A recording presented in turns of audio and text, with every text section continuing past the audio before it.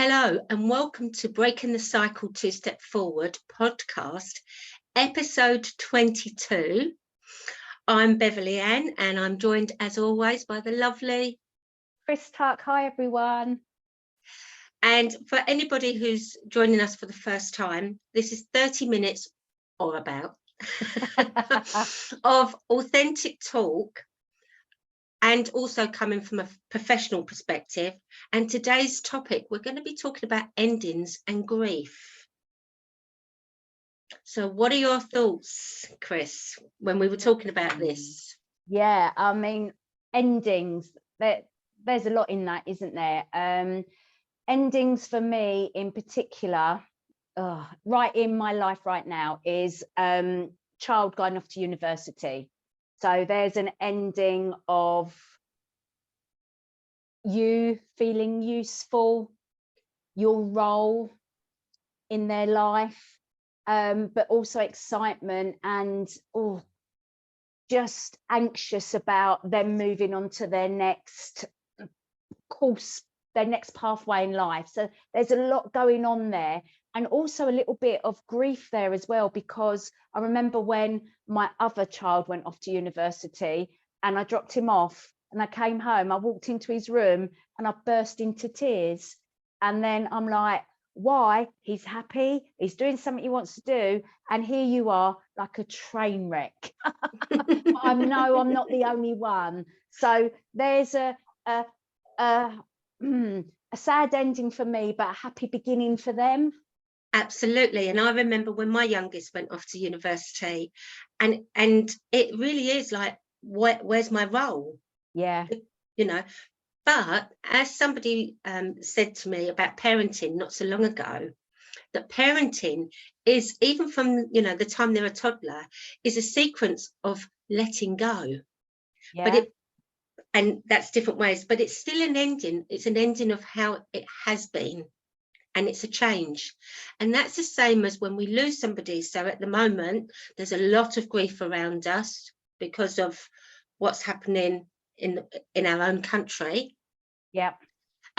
It's somebody's passed away, and when we have a death around us, there's lots of different reasons for that death.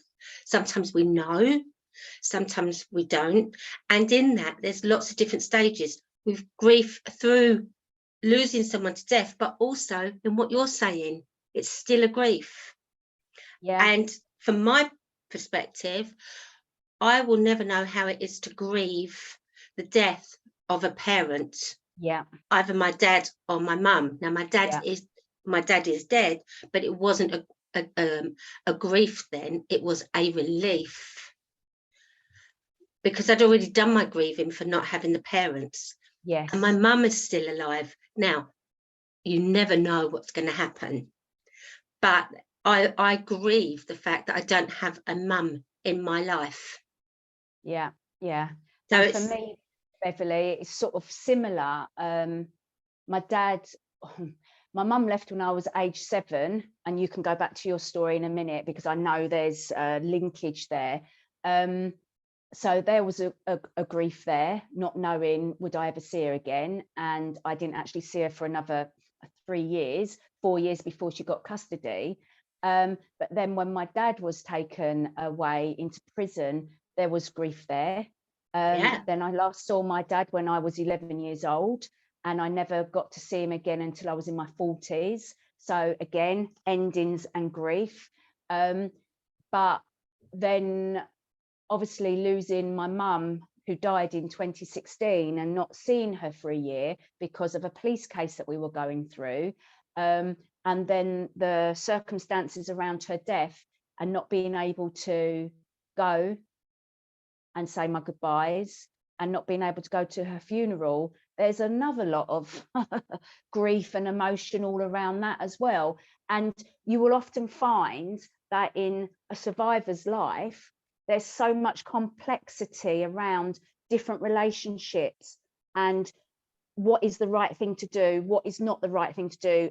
Are you going to upset other people within your family, like your siblings, for example, who might not have the same kind of feeling that you do? what, as I said, what's right, what's wrong, and it's very complicated. So I'll just let you go back to your story. Yeah, and that's what you've just highlighted there, shows the complexity of it. So, like, for instance, we think we know. I think I've dealt with all my emotions. I don't know how I'm going to feel, let's be honest, until my mum dies, even though she's not in my life. She's still alive and I don't see her. So I grieve and do grieve the fact that I don't have that mother figure. Yes. But whatever we're grieving, we go through a cycle. And what's important for people to hear is you will all deal with grief. Yeah. And start that cycle at a different place. Yeah. So, for instance, shock. Now, when you hear of somebody's death, doesn't matter how much you're prepared for it, that's the finality. When Charlie goes off to university, there's a finality. Yeah. When a job ends, you know, regardless of whether you wanted it or not, there's a finality. So there is a shock. Now, some people will deal with that at that time, and I'm very good at doing this. I'm very good at dealing with things, but it's later on those feelings come out. What about you, Chris? I don't know. I think I've always buried. I've always just got on. That's my coping mechanism, as you've all heard me say many times before. Carry on, be strong. It'll all come out in the wash. It'll all sort itself out. And then at the age of 52, I'm in therapy. Guess what? Facing up to my emotions. But that's the thing. So we don't know. And as we've said before, we will still have an automatic response to it, a reaction. Yeah. Okay.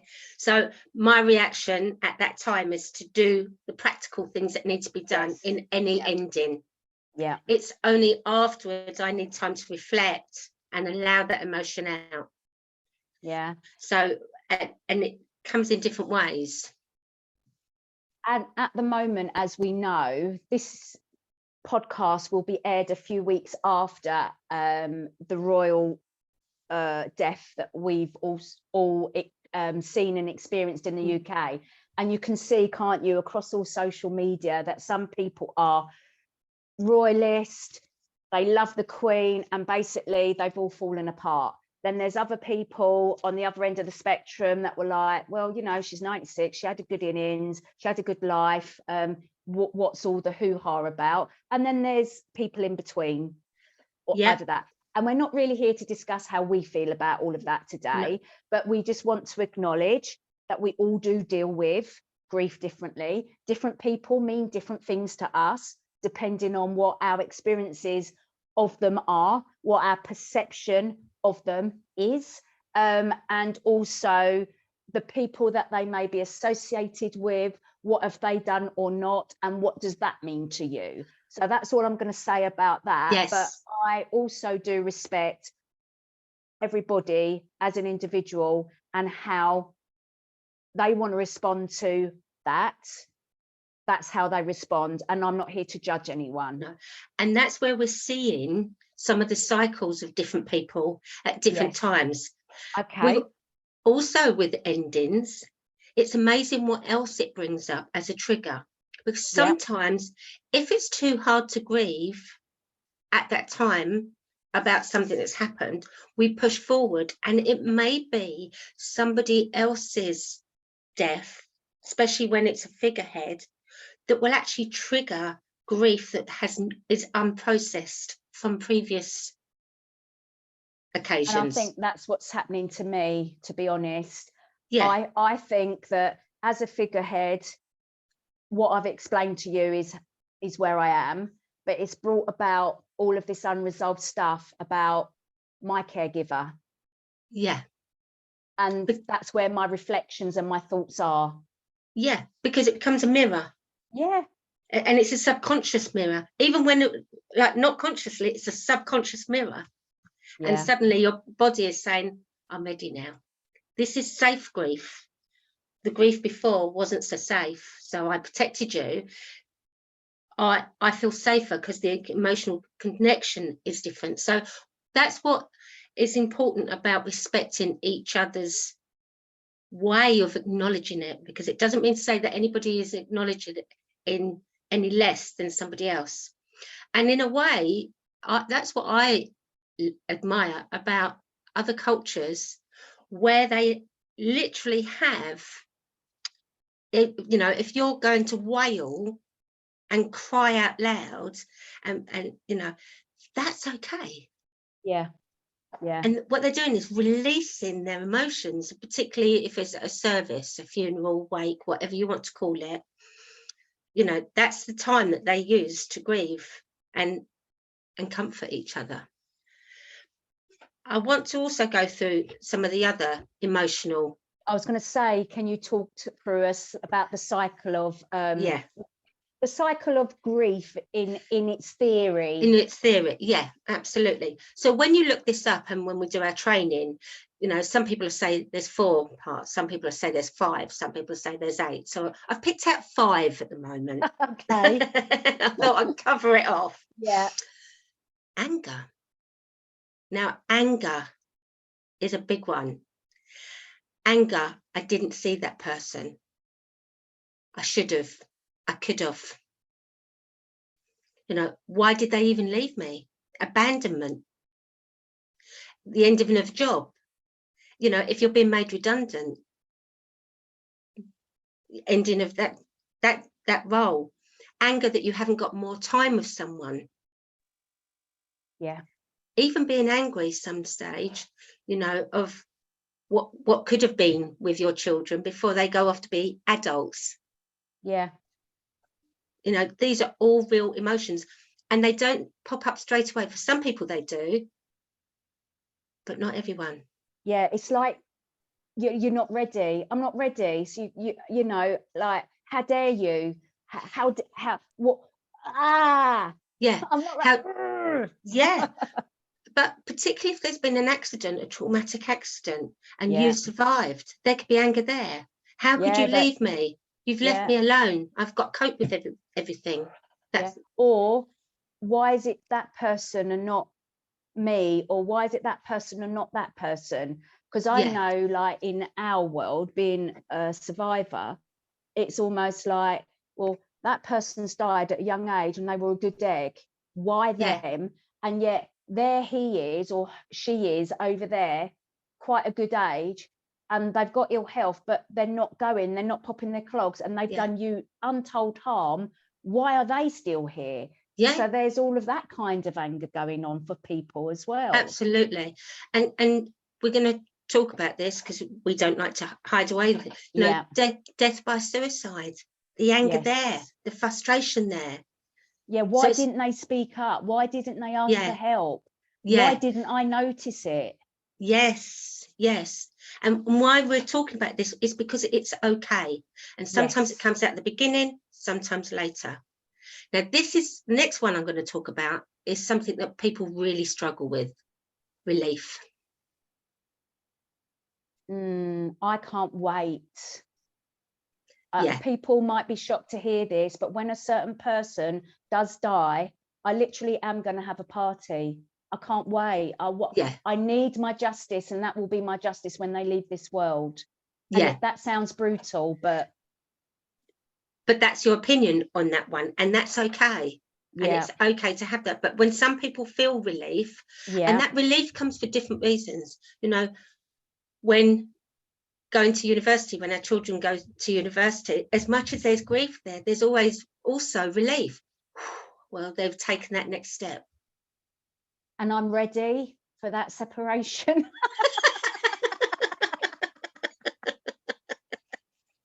So even though I'll be dropping off and coming home bawling my eyes out, I'm ready.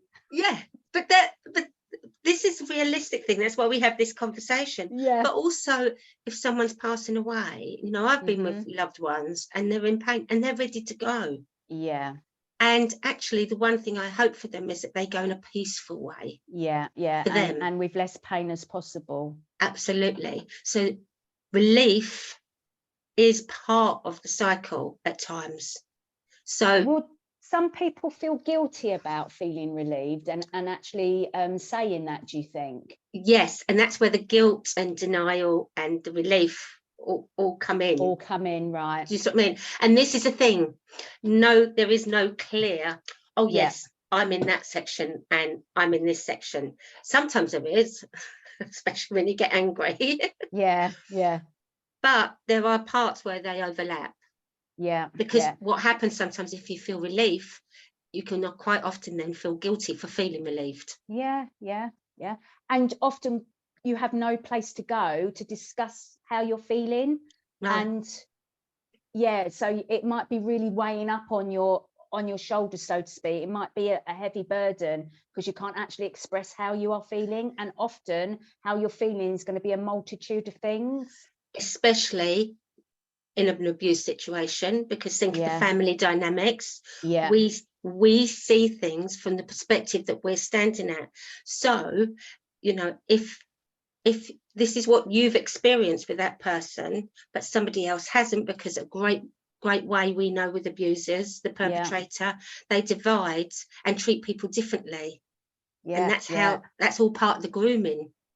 And if someone's seen that person from the perspective of, oh, what a wonderful human being they were, they did this, they did that, they, you know, that and the other, got huge respect for them, I love them, how can anyone hate them, how can anyone say anything against them? And that's what you're seeing a bit of now being played out across social media.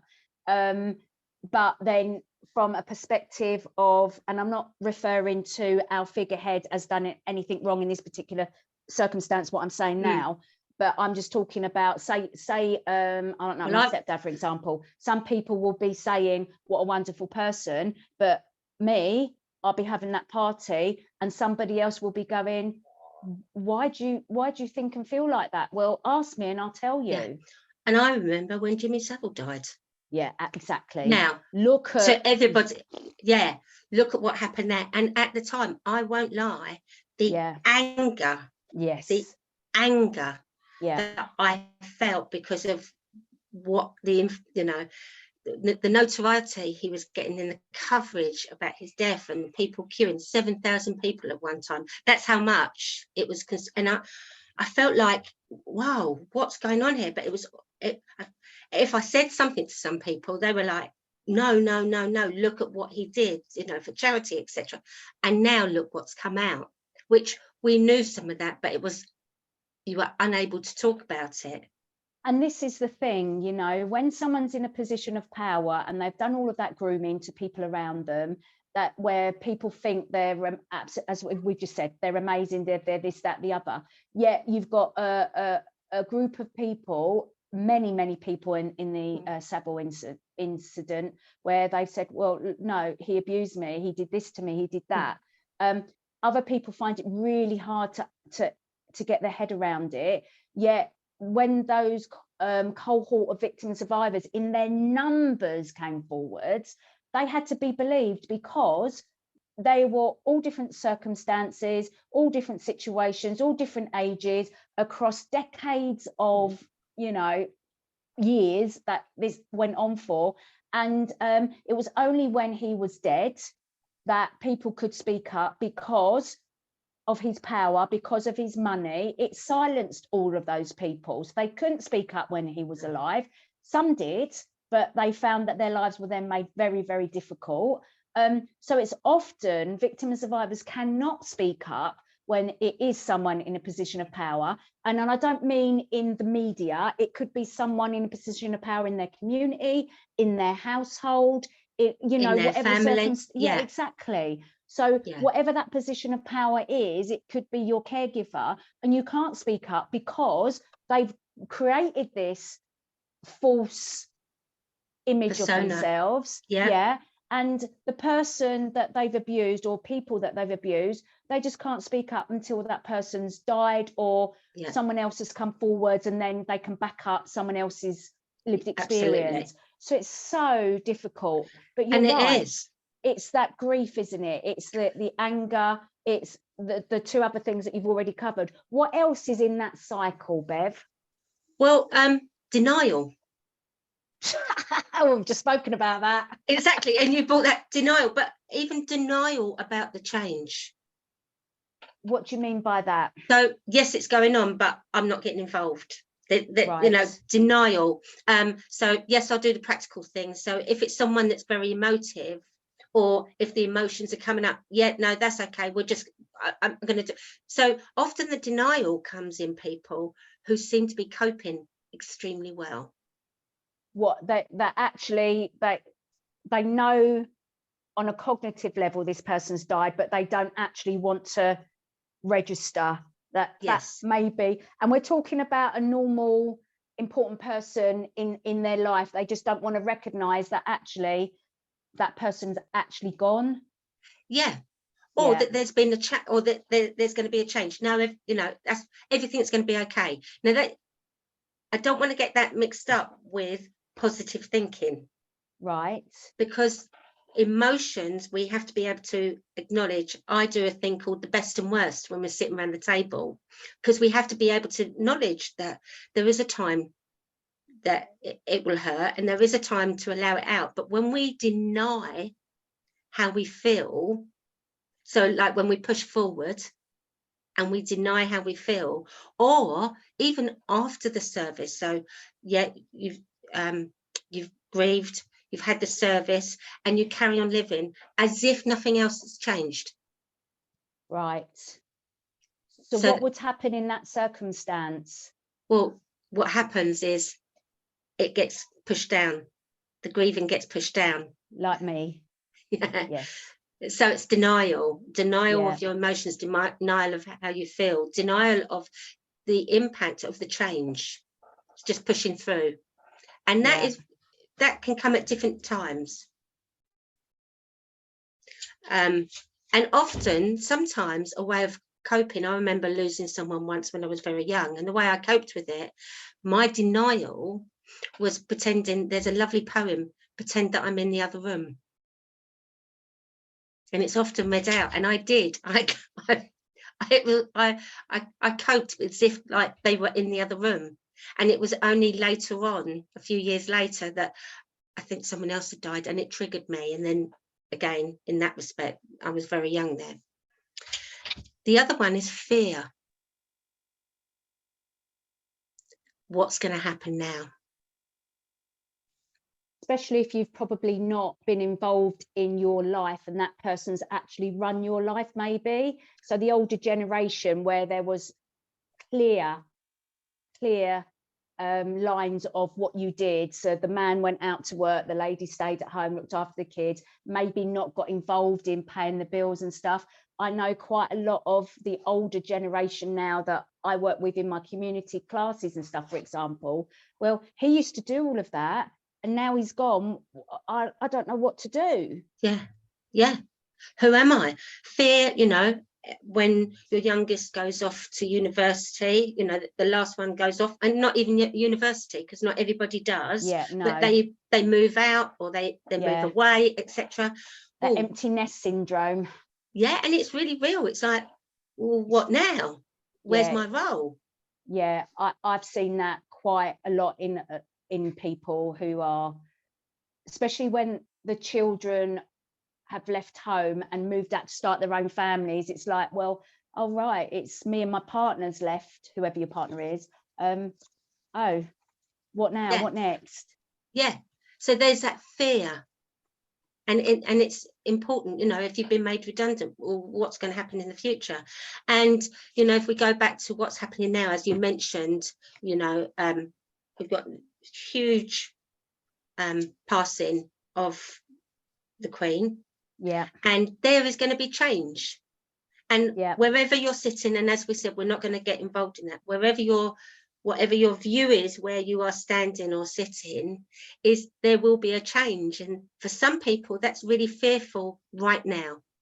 For others, the fear will come another time.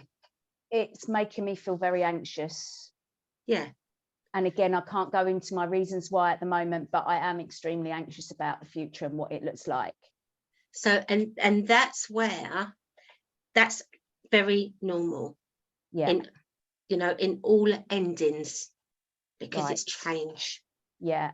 And I've done a few videos just for my fitness business over the last week, and I was speaking about change, not from this perspective that we're talking about it, but, you know, change is for some people very scary and very feared, but it's also for me where there are new opportunities potentially. It's where you are outside of your comfort zone maybe, and not many people like being out of their comfort zone because it's scary for the reasons we've already discussed.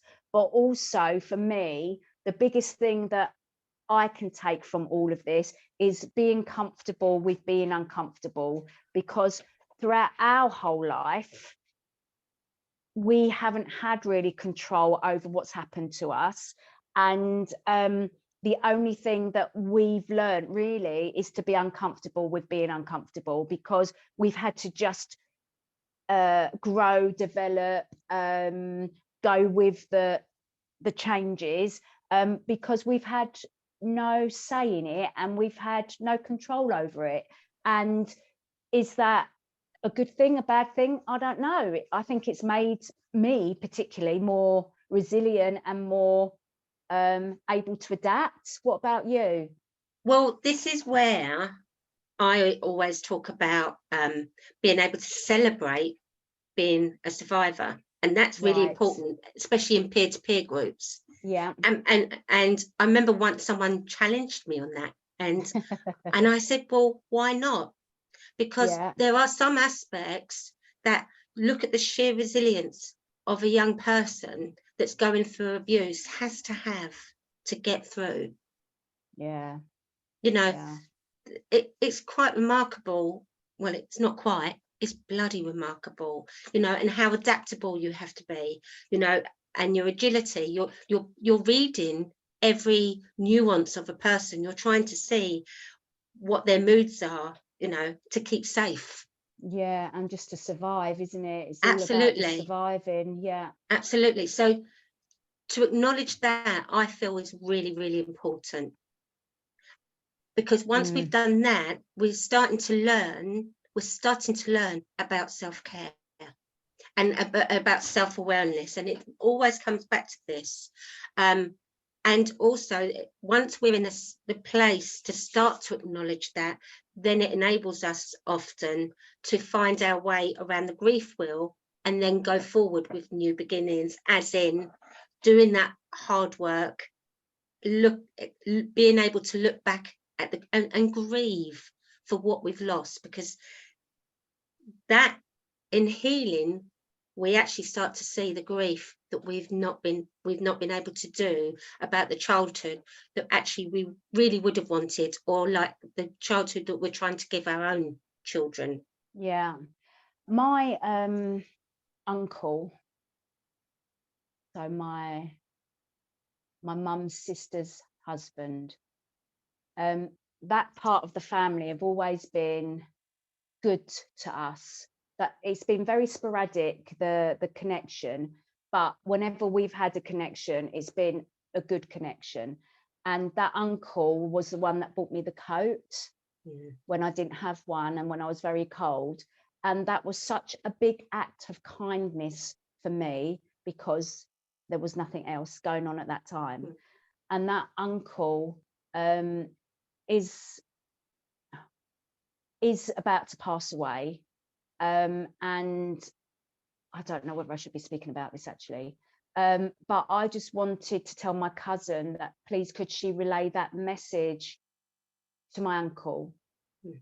Thank you, a cuddle, for that act of kindness, because it means so much to me. And because I'm going through therapy at the moment, it is these things that are meaningful to me.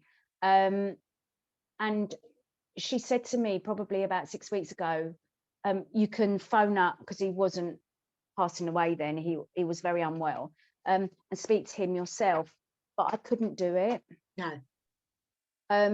And part of that is nothing to do with him but me, was I couldn't be at my mum's passing.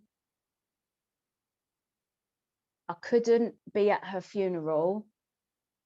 And it was almost, as you said earlier, was holding a mirror up, that my uncle's got all of his family around him. He's extremely kind, he's loved. And I just, even though I can't have any of this and I couldn't have any of this, I wanted that. That's what I wanted. So I'm almost at this moment in time grieving the normal, and I can't have it. Does that make sense to you? Absolutely does make sense. It really does. It makes sense to me. You know, somebody else might have different thoughts on it. And this is why we have these discussions, because unless we get this out in the open, we don't understand it. I also have relatives that have passed away now, but there was one person. So I was brought up in children's home, and in my first children's home we had Auntie Anne, who was amazing, and she sort of came into my life again a bit later, and the last time I saw her was when I was 16.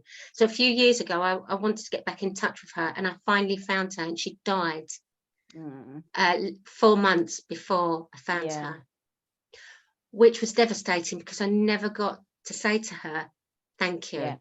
And the last thing she said to me when she was 16 was, I was only young when I was looking after you. She was in her 20s. She was running a children's home back in back in the 70s. Well, late 60s, early 70s. And she said, I only did what I did through my heart. I didn't actually have the ability. Like, she wasn't trained. What she was doing, really. No, but I wanted to go back and say thank you. Thank you. So what I was able to do was do it through her sister and say, look, you know, I just want to say thank you to you as a family, and this is what she meant to me. So there's all different ways of being able to do that. And I think when we're at that stage in anything, when we're ending a relationship, even if you've made that choice to end a relationship, there is grief. Yeah, of course there is. Grief for what it wasn't, you know, anger. You didn't do what I asked you to do, or you know, we're coming to the end of this, or, you know, for lots of different reasons. I mean, I know a lot of victims and survivors will really resonate with this video because they understand the complexity of maybe wanting to have that normal, healthy relationship with a caregiver, and they just haven't been able to have it. They've not been able to have, but they're going to be grieving the fact that they wanted normal and it just wasn't going to happen for whatever reason. And I think it's all right, isn't it, to grieve wanting normal and not being able to have it? Absolutely. And what we're seeing at the moment is someone of high status that everybody can connect with in a different way. Can I just put that in a different way? But that's where that can be highly emotive and bring up, you know, all sorts. Attachment, you know, loss of attachment. Again, there's another emotive. I want to also go on to the physical aspect of this, because we're talking about the emotional, but there is a physical as well. The broken heart syndrome you told me earlier. Which is true. You know, when we talk about people, especially if someone's been together for a long time and they say that the second person died not long afterwards of a broken heart, that is actual fact. Now, don't quote me on how I'm saying it. Okay, you mean don't penalise you for saying something wrong? You go ahead. So I've had to write this down. I'm glad you're saying it, not me. Right. So Takotsubo, cardiomyopathy is actually when we have extreme emotional or physical stress. So if there's extreme emotion, right, what happens is that the left ventricle of your heart gets enlarged, and often it weakens the heart because there isn't enough blood flowing through, and it weakens the heart. And the name Takotsubo actually comes from a Japanese word for an octopus pot, the pot that they use to catch the octopuses in the sea. And it's because the shape of your heart looks like that octopus pot. Right. And that is what happens, or can happen, when somebody dies of a broken heart. So there is a Broken heart. physicality with Yeah. with any stress, and we've spoken about this connection before. So this is where, you know, in stress, in grief, some people will find that their digestive system shuts down. Yeah. They're unable to eat. Yeah. Other people may find that they comfort eat. They're eating their emotions. Yeah. So again, there now becomes a physical impact of grief and endings. So what are we saying about this? What we're really trying to show you is that if you have lost a loved one, or not in the way that you wanted to lose a loved one, or you've got this almost grieving for what you didn't have, and it's affecting your life, it's affecting your mental health, it's affecting your physical health, then that's time to go and get help and support, isn't it? Yeah, and support comes in different ways, because one of the things we haven't talked about as well is chronic fatigue, because suddenly there's, you know, that shutting off, because, you know, to survive, we talk about fight or flight, but sometimes freeze, flop. That flop comes from chronic fatigue. We're being shut down, we're so exhausted that it's chronic fatigue.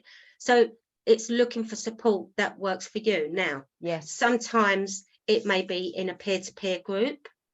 So if it's bereavement, is there a peer-to-peer group for bereavement or the loss of someone through death?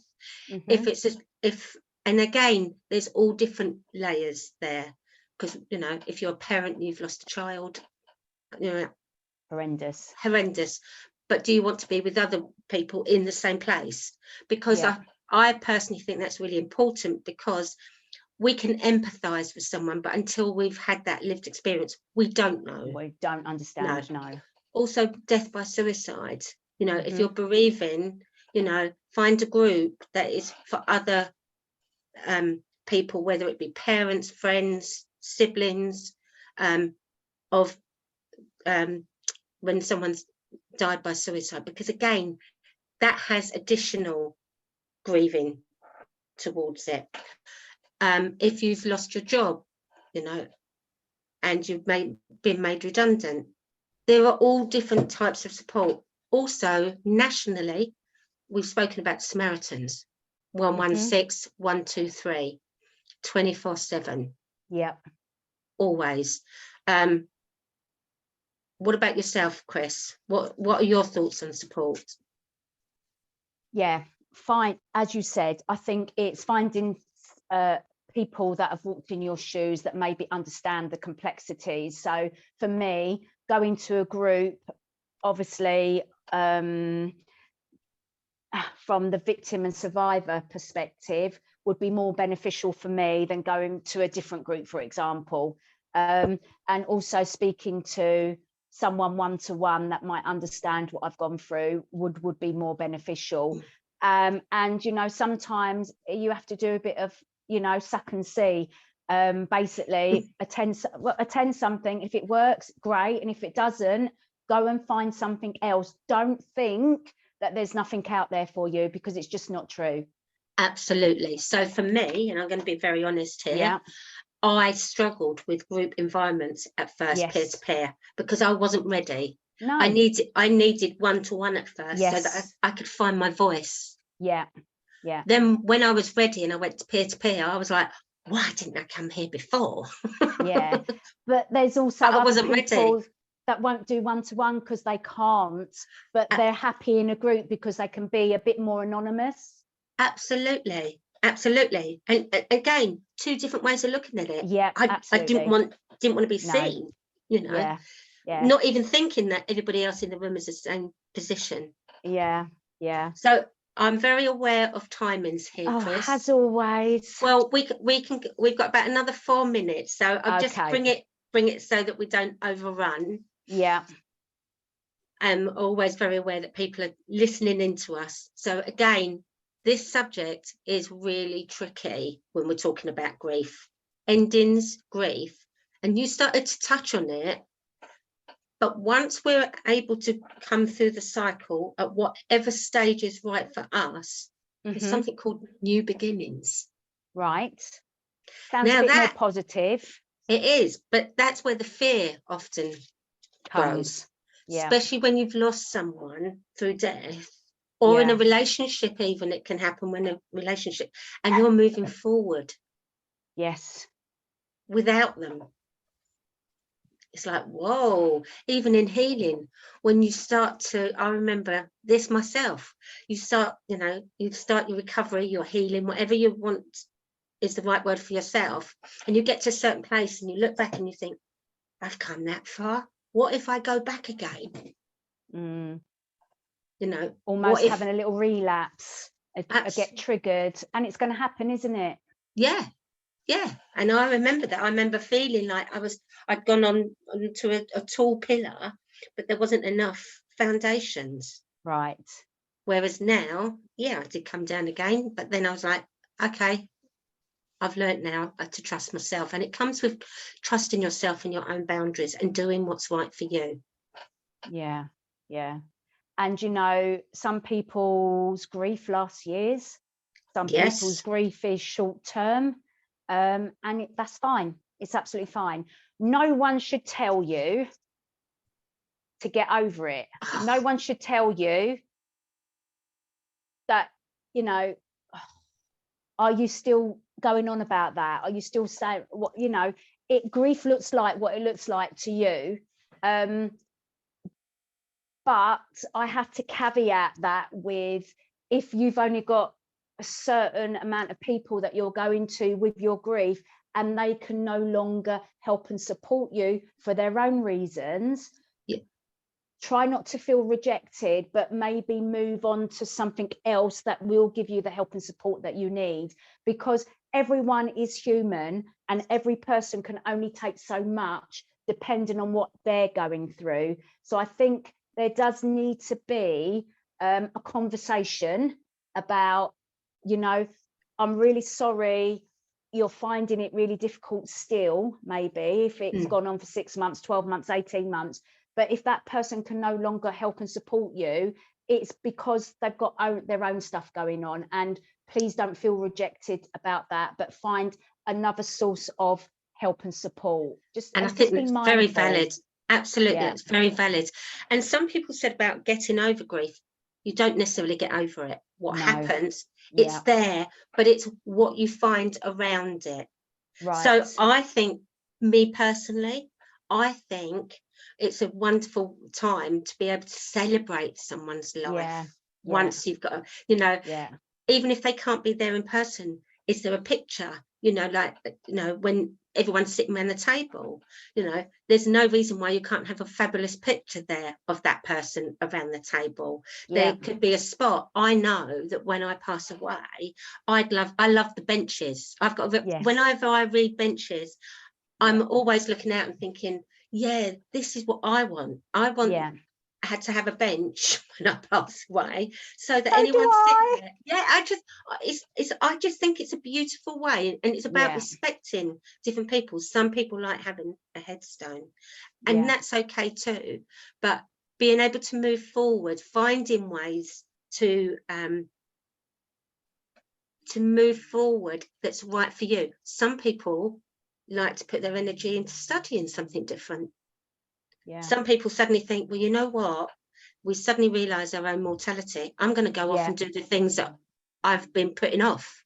Yeah, absolutely, 100%. Some people do find that, don't they? That they get that new lease of life, and they're like, oh my God, I love that person, but actually I was held back. I was a bit stifled, or I was really so content with them. Now they're gone, I want to do all of these other things, and you can just see them going off and doing stuff. And I know someone very dear to me, and when he lost his wife and daughter, very close to it, he literally did that. He suddenly thought, well, you know what, when I was younger, I used to love dancing. I haven't danced in years. And he went to a dance class at one time, and then ended up traveling the world and doing all these different things. But it wasn't because he didn't love his wife. Of course not. It was completely the opposite. That was his way. And there are some people that when they lose their loved one, within like, I don't know, a couple of months, they're in another relationship and they're getting married again because that's what they need to do. Yeah. And then there's other people like my nan, that once my granddad died, when she was really like, she was young, all the kids were young, she never went with another person ever again, because her brain was, that's my one true love, and now he's gone, that's it for me. Yeah. You know? So that's where, so when you have it and your children are gone, that's the time. The scary bit is like, oh, what now? Where's my role? Well, actually, what do I want? Because your role changes. Instead of looking after everybody else, it really does give you that chance. Oh, okay. What, I can do what I want. And I remember once, when my children weren't with me, going to the cinema on a Saturday afternoon as an adult and thinking, how dare you? God. And was it a Disney film you was going to watch? No, it was meant to be really happy, but it didn't end up being happy. Right, it was a tearful one, but it was good. Yeah. So we are going to say goodbye now. Okay, all right. Any last thoughts for you, Chris? I think what we've spoken about today is that grief is individual, it's personal, and no one's got a right to tell you how to grieve, how long to grieve for, and get help and support. Yeah. What about you? I'm very much the same. I think it's about respecting each other. Yeah. Accepting each other, accepting where they are, but also thinking about what's right for you. Yeah. What is it that you need or want to do? How do you want to deal with this? Because and no one's got all the answers, have they? Absolutely not, because what's right for you isn't necessarily right for me, and vice versa. Yeah. And I think when you've got complicated families because of what's gone on, as we know, it is just accepting that that person feels like that about the person. You can feel completely different for different reasons. And it's about accepting that and acknowledging that, and not being upset about it, because that person's got a right to feel how they do. You have a right to feel how you do. Absolutely. And I think that finishes it brilliantly. Yeah. So thank you very much once again. As we say, if there's anything you want to say, please leave a comment here underneath the post. But if you want to contact us with any questions, any thoughts about the future, whether you're listening to us on our podcast platform or watching us on YouTube, is both, we're really pleased to know that you're here, and we are going to wave goodbye. Bye, everybody. Thank you for joining us. See you in the next one, Beverley. Bye-bye.